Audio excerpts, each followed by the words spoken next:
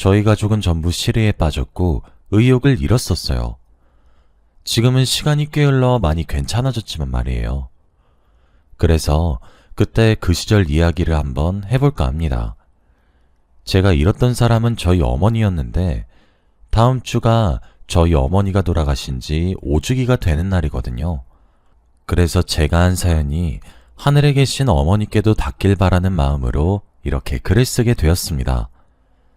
지금으로부터 약 5년 전 저희 어머니가 돌아가시게 되었습니다.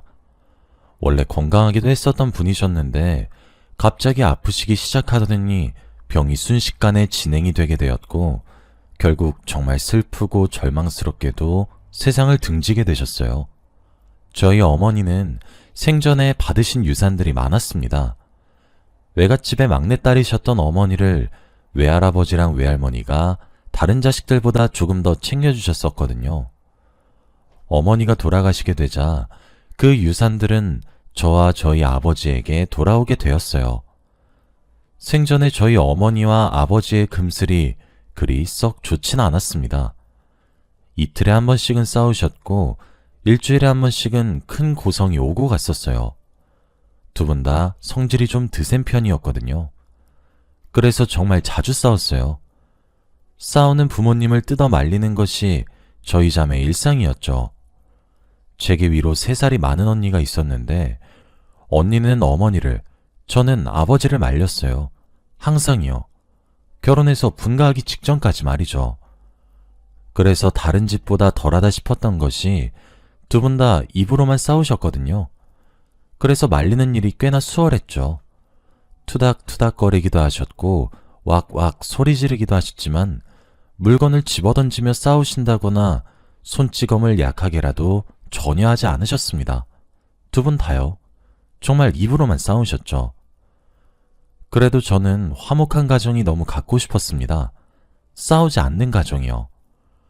맨날 지지고 볶고 싸우는 어머니랑 아버지가 이해가 되지 않았거든요. 그런데 지금 생각해보면 그런 싸움들이 그립기도 하네요. 그리고 그것이 또 다른 느낌이긴 했지만 평화롭기도 했어요. 일상에 녹아든 느낌, 뭐 그랬죠. 하지만 그 당시에는 그런 싸움조차 지긋지긋했어요. 그래서 그런지 저도 언니도 빠르게 결혼을 했고 분가를 했습니다.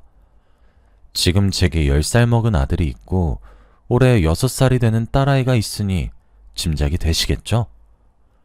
그렇게 저도 언니도 남들보다 조금 이르게 결혼해 자신들의 가정을 잘 꾸려나갔고 화목한 가정을 이뤘어요. 그래도 저랑 언니는 부모님의 곁을 그리 멀리 떠나지는 못했습니다. 매일 걱정은 되더라고요. 그래도 저희를 낳아주신 부모님이시니까요. 그러던 어느 날이었습니다. 어머니가 갑작스럽게 집에서 기절을 하셨고 그걸 퇴근하신 저희 아버지가 늦게 발견을 하게 되었습니다. 아무리 그렇게 화목하진 않더라도 20년 넘게 결혼 생활을 한 아내가 쓰러졌으니 아버지도 정말 많이 놀라셨어요. 그리고 바로 119를 불러서 병원에 갔고 저희 자매를 호출하셨습니다. 저도 언니도 혼비백산하며 병원으로 달려갔죠. 어머니는 한참이나 정신을 못 차리셨고 저희 가족들 모두에게 공포감이 점점 목을 옥죄어오기 시작했어요. 그러다 겨우 정신을 차리신 어머니는 의사 선생님의 말에 따라 정밀검사를 진행하시기로 하셨습니다. 검사 결과는 저희 가족에게 충격을 불러일으켜 주었어요. 어머니는 뇌에 종양이 생겼고 이미 손을 쓸 수 없을 정도로 커졌고 악성이라고 하시더군요. 어머니에게 더 해줄 처방은 그저 고통만 조금 상쇄시킬 수 있도록 진통제만 처방할 수 있다고 하셨어요. 어머니가 종종 머리가 아프고 속이 메스껍다고 말씀하셨어요. 저희는 그럴 때마다 체하신 것이 아닌가 싶어 소화제를 사다 드리는 것 말고 한 일이 없었는데 그게 뇌종양의 초기 증상이었다고 하시더군요. 그때 만일 정밀검진을 통해 병원을 알아냈다면 어머니는 생사를 달리하셨겠죠. 어머니가 많이 고통스러워 하셨을 거라고 하시는 의사 선생님의 말씀들이 왜 어머니를 저 지경이 될 때까지 내버려 두었냐는 타박으로 들렸고 사무치게 후회가 되었습니다. 그리고 저희 자매보다 더 큰 충격을 받으신 분은 저희 아버지셨죠. 저랑 언니는 아버지가 눈물을 흘리는 장면을 단 한 번도 본 적이 없었는데 그날 처음 목격하게 되었습니다. 어머니도 결국 자신의 병명을 알게 되었고 시리에 빠졌습니다. 진통제를 처방하며 병원에 입원하시라고 해도 어머니는 모두의 만류를 뿌리치고 퇴원을 하셨고 마치 믿기 힘들다고 시위라도 하는 듯 술과 담배에 손을 대기 시작했고 어머니의 인생은 점차 망가져갔습니다. 시한부라고 길어도 1년을 살 거라는 말에 어머니는 죽음을 받아들이지 못했고 그렇게 망가져가는 어머니를 말리려고 애를 썼지만 죽음을 받아들이라고 차마 강요할 수는 없었습니다. 매일 부모님 집을 저랑 언니가 번갈아 가며 들락거리며 살뜰히 챙기기 시작한 어느 날이었습니다. 매일 거실에 누워 담배를 피시던 어머니가 말끔히 차려입고 거실에 저랑 언니를 앉히더군요. 무슨 일인가 싶어 숙취가 없는 어머니 얼굴을 오랜만에 봐서 의아해하며 자리에 앉아 왜 그러냐고 하니 서류 봉투를 하나씩 건네주더군요. 어머니 명의로 된 상가 건물이 2채가 있었는데 그것을 각각 저와 언니 명의로 이전한 서류였습니다. 어머니는 3달간의 방황 끝에 겨우 죽음을 받아들이기로 하신 듯 하셨어요. 저와 언니에게 미리 유산을 정리하는 김에 명의 이전을 했다고 엄마가 죽어서 먼저 가고 없어도 항상 하늘에서 지켜볼 테니까 화목하게 살라고 그동안 엄마 노릇을 제대로 해주지 못해 미안하다고 하셨어요. 그깟 상가 건물이 뭐가 중요합니까? 엄마가 재산을 정리하기 시작하면서 저와 언니도 어머니의 죽음을 차차 받아들이게 되었습니다. 엄마는 영정사진도 스스로 곱게 화장하고 한복을 차려입고 찍으셨고 병원에 진통제를 타다 먹기 시작했죠. 마약 성분이 함유되어 있지 않은 독한 진통제가 아니면 고통이 멎어지지 않게 되었습니다. 아버지도 그렇게 점점 바스러져가는 어머니의 모습을 보며 차차 죽음을 받아들이기 시작했습니다. 아버지가 하루는 저희 자매에게 그러더군요. 어머니와 1달 정도 국내 여행을 하고 싶다고요. 이미 2분 사이에서 상해를 끝낸 상황으로 보였습니다. 저와 언니는 아무런 말도 할 수 없었습니다. 우리 자매는 각자 들고 있던 적금을 하나씩 깨서 어머니와 아버지께 1,000만 원에 가까운 현금을 쥐어드리며 원 없이 하고 싶은 것, 먹고 싶은 것들 다 하고 돈 걱정하지 말고 즐겁게 다녀오시라고 했어요. 돈이 부족하면 언제든지 얘기를 하라고 했습니다. 어머니는 아이처럼 한바구음을 지으며 딸들을 잘 키워놨다 웃으셨고 어머니를 제외한 저희 가족들은 가슴이 아팠죠. 그렇게 2분이서 계획한 1달보다 2달을 더 얹어서 약 3달간 국내 일주를 시작하셨습니다. 저와 언니는 암묵적으로 돈을 넉넉히 보냈어요. 제 남편과 형부도 저희의 심정을 알았기에 저희의 결정을 존중해줘서 정말 고마웠어요. 그렇게 어머니랑 아버지는 강원도부터 제주도까지 국내에 안 먹어본 것들이 없었고 보지 못한 관광 명소가 없다고 해도 무방할 만큼 굉장히 호화롭고 행복하고 또 안전하게 여행을 끝마치셨어요. 그렇게 집으로 돌아온 어머니는 거짓말처럼 자리에 알아 누웠습니다. 곧 죽어도 병원에 입원해서 생을 마감하고 싶지 않다는 어머니의 의사가 강력해서 집에 모셨어요. 어머니는 그렇게 자리에서 더는 일어나지 못하셨고 아픔에 취해 엉엉 울기도 했고 약에 취해 죽은 듯이 잠만 자기도 했어요. 한 번은 잠에 드신 어머니의 모습이 너무 미동이 없어 코 밑에 손가락을 대며 확인했고 심장을 쓸어내리기도 했습니다. 그렇게 시간이 지나 겨울이 찾아왔어요. 어머니가 받은 시한부의 기간이 거의 다 되어갔어요. 몇 달 뒤 봄이 오면 어머니는 그만 숨을 거두시게 되는 거였어요. 아무리 어머니와의 이별을 준비해도 저도 언니도 그리고 아버지도 완벽하게 준비할 수도 없었고 제대로 받아들이지 못하고 있었습니다. 그때 언니가 묘안을 내기 시작했어요. 언니는 어머니의 방에 들어갈 때 겨울옷을 입고 들어가자고 했죠. 어머니께 계속 겨울이란 것을 강조하자고 말이에요. 그렇게 우리 가족의 연기는 시작되었습니다. 창문을 열어드리며 눈이 오는 것도 보여드렸고 매번 들어갈 때 털모자와 패딩을 입고 인사를 했어요. 겨울이라 너무 춥다고 하면서요. 보일러를 어머니 방에만 절절 끓을 정도로 틀었다고 웃으면서 그렇게 그의 겨울을 났습니다. 꽃이 피어나는 봄이 오고 무더운 여름이 오고 낙엽이 떨어지는 가을이 와도 저희의 연극은 계속되었어요. 어머니는 진통제에 취해 몸을 거동하지 못하신 지 오래되셨고 그렇게 속으셨습니다. 이번 겨울은 참 길다고만 하시는 어머니의 뇌에 자리 잡은 종양이 참 미웠고 저희들을 서글프게 했어요. 어머니가 요즘은 눈이 참 안 온다고 하면 제가 저희 신랑과 함께 윗집에 찾아가 양해를 구하고 들어갔습니다. 저희 사정을 이야기했더니 흔쾌히 허락해 주셨죠. 그렇게 어머니 방 바로 위의 자리에서 스프레이용 눈을 한참이나 뿌려대곤 했었어요. 언니가 엄마가 웃으신다고 잘했다고 하면 그게 그렇게 보람찼습니다. 언니의 계획은 엄마가 늦봄까지가 자신의 시한부 기간이라고 알고 있으니 시간을 겨울에서 멈춰버려서 죽음을 늦춰보는 것이었죠. 엄마는 의사가 선언한 1년의 시한부 인생보다 약 1년 9개월을 더 살다가 자는 잠에 돌아가셨습니다. 항상 쌕쌕거리고 숨을 헐떡이고 괴롭게 잠에 드셨는데 아버지의 말로는 뇌종양에 걸린 이후 가장 평온한 표정을 짓고 있었다 하셨죠. 그렇게 어머니가 돌아가시고 저희도 슬픈 마음으로 보냈습니다. 그리고 저희에게 변호사가 찾아왔어요. 어머니는 저희에게 상가 명의를 바꿔주시면서 유언장을 따로 작성하셨더군요. 유언장에는 상가는 아이들의 명의로 바꿨으나 자신이 가지고 있던 현금화가 된 재산과 집의 명의는 남편에게 준다고 적혀 있었고, 그러니 자신의 뜻대로 본인의 몫을 나눠 가지길 바란다고 적혀 있었어요. 그리고 아버지의 앞으로 짧은 편지를 하나 남기셨죠.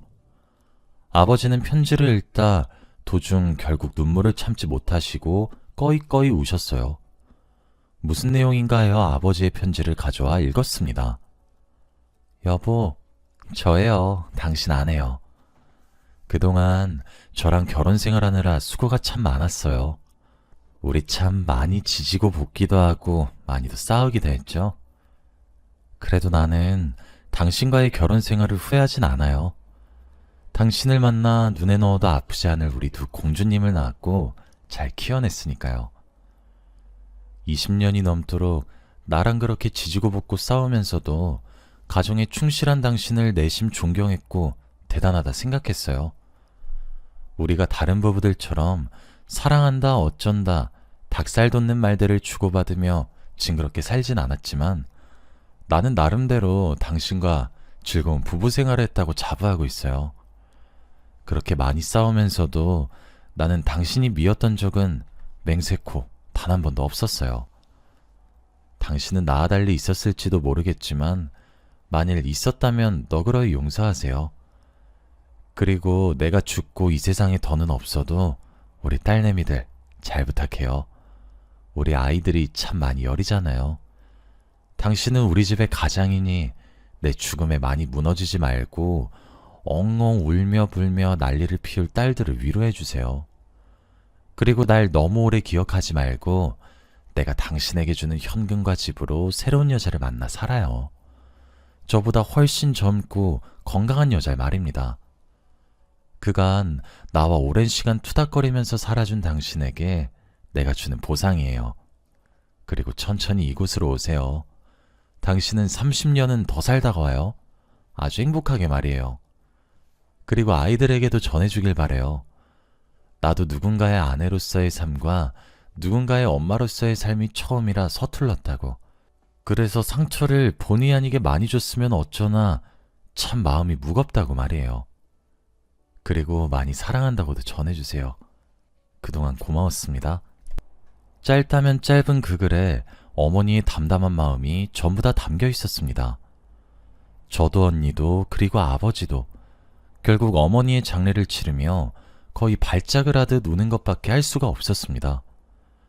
금슬이 좋지 않았다고 생각했었던 저희 어머니와 아버지는 다른 부부들과 달리 특별한 방식으로 서로의 애정을 표현했던 거였고, 아버지도 어머니를, 그리고 어머니도 아버지를 서로 존중했고 사랑했다는 내용과 그동안 고마웠다는 내용이 너무 담담해서, 그리고 행복하게 살다 오라는 문구가 참 가슴이 미어졌습니다. 그렇게 저희 가족은 어머니를 보냈어요. 지금은 그로부터 5년이란 시간이 지났습니다. 아버지는 어머니를 잃은 이후 시름시름 앓으시면서 많은 후회를 하셨어요. 제게 그러시더라고요. 생전에 못해준 것들만 생각이 그리 많이 나는데 우리들이 보내준 국내 여행을 다녀온 기억으로 괜찮아진다고요. 아버지께서는 여행을 하는 내내 어머니를 위해 맞춰줬고 그렇게 행동을 했었다고 합니다. 그래서 그거라도 해주지 않았음 미안해서 어떻게 살았겠냐 하셨죠. 그 말에 저랑 언니도 얼마나 다행이라 생각했는지 모릅니다. 그렇게 한참을 앓으시다 어머니의 죽음을 완전히 받아들이셨는지 자리를 훌훌 털고 일어나 생활하시기 시작했고, 동호회도 가입해 친구분들을 만나시기도 했고 놀러도 다니시기도 했죠. 그리고 지금은 어떤 여사님 한 분을 만나고 계십니다. 만나신 지는 한 1년이 조금 안 되신 것 같아요. 남편이 제게 하루는 물은 적이 있어요. 장인어른이 밉지 않냐고. 장모님이 돌아가신 지 얼마나 되셨다고 여사님을 만나는데 안 싫으냐고 말이에요. 제가 그래서 이렇게 질문했어요. 여보는 만약에 나이를 먹고 새로운 사람을 만났어? 그럼 그 사람이 좀 재정적인 여유가 있는 사람이면 좋겠어? 아니면 쪼들리며 살았으면 좋겠어? 그렇게 생각하면 조금 여유가 있는 사람이길 바라지. 전 남편의 대답에 이렇게 말을 했어요. 그래. 그래서 우리 어머니가 돌아가시면서 상가 건물을 제외한 모든 재산을 아버지께 드린 거야. 여유 있는 사람이 되어서 당신이 죽고 없는 세상 몇십 년은 더 살다가 올 건데 외롭게 살지 말라고. 아버지가 우리에게 손을 벌린 것도 아니잖아. 본인이 어머니께 받은 것들과 원래 가지고 계셨던 돈 이용해서 새로운 사람 만나는 것 뿐이야. 원망을 할 필요가 없지. 그래, 뭐 돈만 보고 접근한 여사님일 수도 있어. 함께 보는 자리를 마련하지 않아서 만나보지 못해서 모르겠지만 말이야. 그래도 난 괜찮아. 그때 아버지가 재산을 다 날려도 나랑 언니가 물려받은 상가 건물 있잖아. 그걸로 아버지 다시 보듬으면 돼. 하지만 우리 아버진 그러시진 않을 거야. 현명하시게 생각하실 줄 아는 분이니까. 아버지가 아버지 재산 사용하는 건데 그 권리는 본인에게 있는 것이고, 나랑 언니 둘 다 이만큼 두 딸 내미 결혼도 시키고 가정 다 꾸리게 다 도와주셨잖아. 그래서 나도 언니도 더는 아버지에게 희생 바라고 싶지 않아. 그저 남은 생을 어머니가 남기신 말씀처럼 그저 행복하게 살다가 좋은 일들만 겪으시다 가셨으면 좋겠어. 그러니 아버지가 밉지도 않아. 물론 결혼하신다거나 그러시면 나랑 언니에게 새어머니가 생기는 거니까 조금 고민이 되겠지. 아직 우린 어머니를 전부 보내지 못했으니까. 하지만 아직 닥쳐온 문제도 아닌데 미리 걱정하고 싶지 않아. 그러니 아버지가 밉지 않을 수밖에 없지. 제 말이 끝나고 남편은 저를 꼭 안아주면서 우리 아내 마음 넓은 것 봐. 나 진짜 결혼 잘했네. 하고 토닥토닥 해주더라고요. 저도 언니도 이제 어머니의 부재에 점차 익숙해졌고 아버지도 마찬가지가 되었습니다. 그래도 여전히 아버지는 어머니의 기일이 다가오는 날이 되면 많은 사색에 잠기시는 듯 하기도 하고요. 또 아버지의 지갑에는 어머니가 유언장과 함께 동봉했던 짧은 편지가 항상 한켠에 자리 잡아 있어요. 저와 언니가 바라는 작은 소망은 이제 아버지도 다 털고 일어나시길 바라는 마음 하나입니다. 또 어머니가 남기신 마지막 말씀처럼 아버지가 더 이상 외롭지 않고 저희도 가슴 졸이지 않게 좋으신 분을 만나서 남은 여생 본인만을 위한 인생을 살았으면 좋겠어요. 요즘은 아버지에게 종종 행복하게 사시라는 말을 건네어드리면 아버지는 그냥 허허 웃기만 하고 아무런 말씀도 하지 않으시죠. 이제 어머니의 길이 다가와서인지 유달리 어머니가 참 많이 그리운 나날들이에요. 어머니는 그곳에서 행복하시겠죠? 여러분들도 항상 부모님께 효도하세요. 그렇게 싸우고 속을 썩이고 그러다가도 돌아가시고 나면 눈물 짓는 사람은 저희 자식들이거든요. 저는 또 그러지 않기 위해 아버지와 더는 싸우지 않습니다. 여기까지가 제 이야기였습니다. 긴 이야기 들어주셔서 고맙습니다. 여러분들의 가정에도 항상 행복만 가득하시길 바라겠습니다. 안녕히 계세요.